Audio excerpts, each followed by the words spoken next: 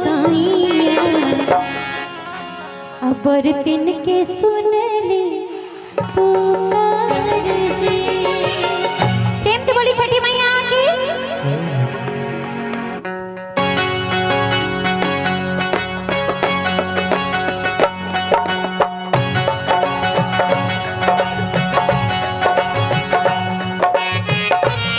इस भजन में बस मन मन झूमना है और छठी माँ को याद करना है। और ये छठी माँ के प्रति एक भक्त का भाव है।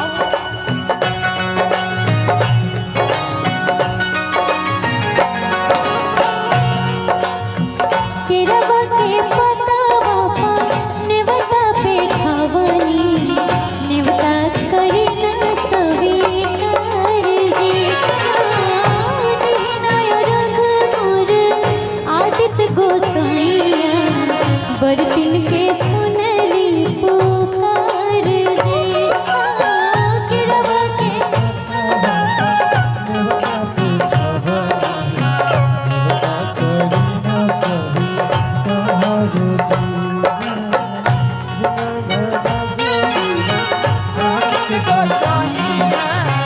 बरतिन के सुनली पुकार जी।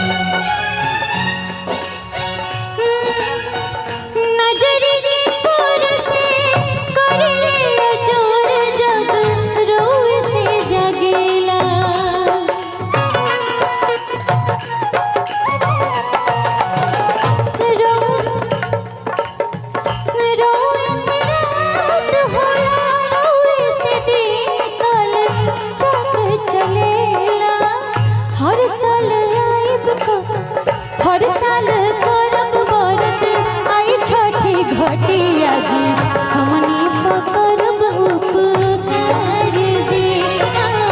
केरवा के पतावा पा नेवता पे ठावनी नेवता करी ना स्वीकार जी। निहिनाय रघ मोर सूरज गोसाइया बरतिन के सुन